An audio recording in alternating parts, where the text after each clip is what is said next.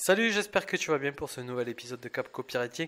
On reprend le livre de Influence de Psychology of Persuasion de Robert Cialdini, qui est un livre qui parle des biais cognitifs et comment on peut s'en servir pour influencer les gens. Et nous, ce qui nous intéresse, peut-être, ça sera pour vendre. Et donc, avant de passer à la vente, on va voir comment ça fonctionne les preuves sociales. Bon, j'imagine que tu connais un petit peu si tu es dans le monde du marketing.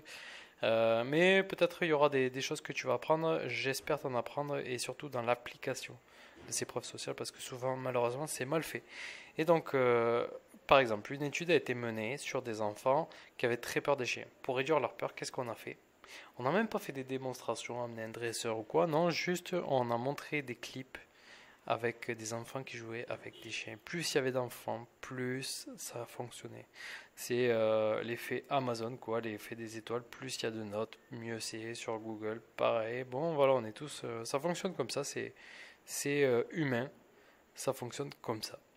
Et donc, j'ai écrit un article, moi, sur ça. Et il y a un autre type de preuve sociale. C'est l'autorité. Il y en a plusieurs, hein. Et donc l'autorité, ça fonctionne comment? Deuxième exemple, une expérience, l'expérience de 1000 grammes, qui s'est déroulée entre 1960 et 1963. Et l'expérience a été plutôt simple. En gros, tu mets trois personnes ensemble. Il y a un chercheur qui représente l'autorité, un sujet et un acteur complice. Et l'expérience, c'est que le sujet va poser des questions au comédien. Celui-ci se trompe, le sujet, et doit envoyer des impulsions électriques sur la demande du scientifique. Le scientifique demande ça. Le voltage, il augmente à chaque mauvaise réponse jusqu'à atteindre 450 volts, ce qui correspond à la dose létale. Alors tous les participants ont accepté d'administrer des décharges électriques, déjà de une. 100% sont allés jusqu'à 135 volts et 62%, c'est-à-dire les deux tiers, jusqu'à 450 volts. Ils ont accepté de tuer une personne qu'ils ne connaissaient pas. Donc voilà, c'est pour dire que les preuves sociales peuvent prendre cette forme-là et peut-être qu'en fonction de ton business, tu peux utiliser l'autorité pour influencer, pour donner une assurance en fait à tes clients qui sont sur la page internet, qui sont en train de lire, et ça c'est beaucoup utilisé, hein, les témoignages de médecins, les témoignages de docteurs, ouais, c'est la même chose, ou de personnalités connues qui, par exemple Stéphane Plaza, j'avais en tête. Voilà, si tu peux avoir un témoignage de lui et que tu travailles dans le milieu immobilier, bah, c'est pas mal à mon avis.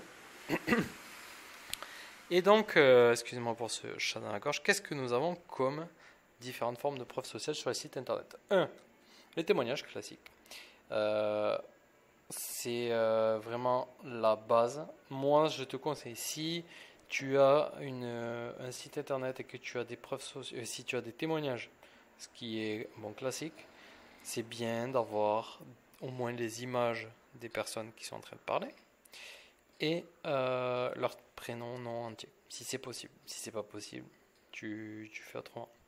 Une vidéo peut être bien parce que ça dépend des consommateurs de ton site, mais il y en a beaucoup qui sont plus touchés par les vidéos, qui préfèrent consommer de la vidéo. Deuxième chose, qu'est-ce qu'on peut faire? Les commentaires. Les commentaires sur Google. Qu'est-ce qu'il faut faire? Selon une étude, 111 420 avis, c'est assez intéressant, c'est par rapport à la note moyenne. 111 000 avis ont été de 22 catégories ont été analysés et il a été constaté que la probabilité d'achat ne culminait pas avec des scores parfaits, mais plutôt entre 4,2 et 4,5 sur 5. Donc, c'est bien d'avoir des 4. Et voilà, se trouver. Parce que c'est en fait, quand c'est 5, moi je pense que les gens ils n'ont pas confiance, ils disent c'est pas authentique, il y a un problème. Qu'est-ce qu'on peut faire comme autre type de preuve sociale? Donc les experts. Par exemple, ça peut être ce que je te disais, Stéphane Plaza, les statistiques en temps réel, ou les les achats en temps réel. Je me rappelle donc le site de la SPA. Quand il y a quelqu'un qui est en train de faire un don, tac, il le met.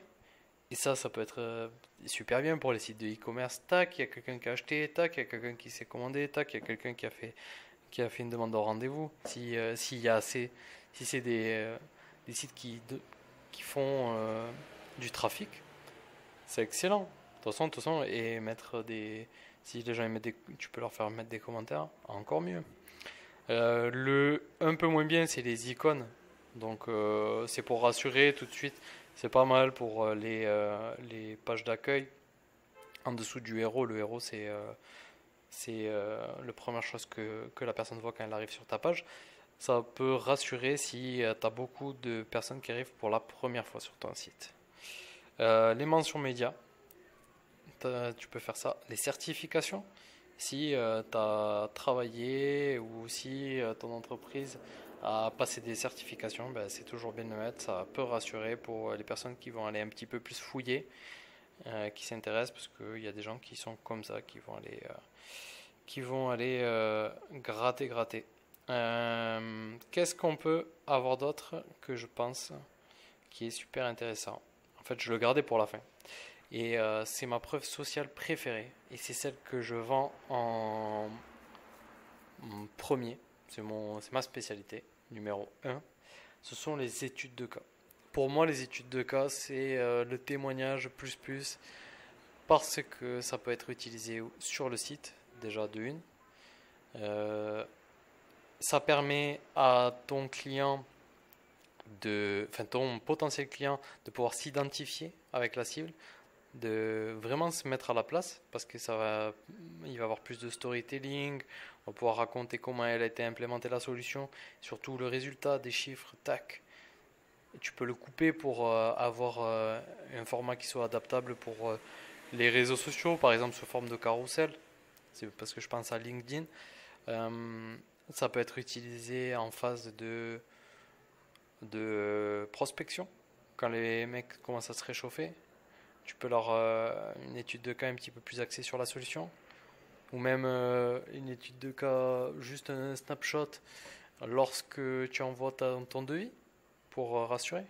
Voilà, l'étude de cas pour moi c'est le top du top du top du top. Bon, c'est pas l'objet, mais si jamais tu es intéressé par des études de cas, pour faire des études de cas, pour signer plus de clients, ça me fait penser à un client que j'ai eu là qui m'a remercié, qui m'a dit putain, mais j'ai eu plein de gens qui sont venus vers moi grâce à ton étude de cas. Donc voilà, c'est exceptionnel les études de cas. J'espère que ça t'a plu cet épisode sur les preuves sociales. C'était Robert Cialdini. Et demain, on continuera avec une autre moyen d'influencer la cible en suivant ce livre. J'espère que ça t'a plu. Je te souhaite une bonne fin de journée, soirée. Ciao.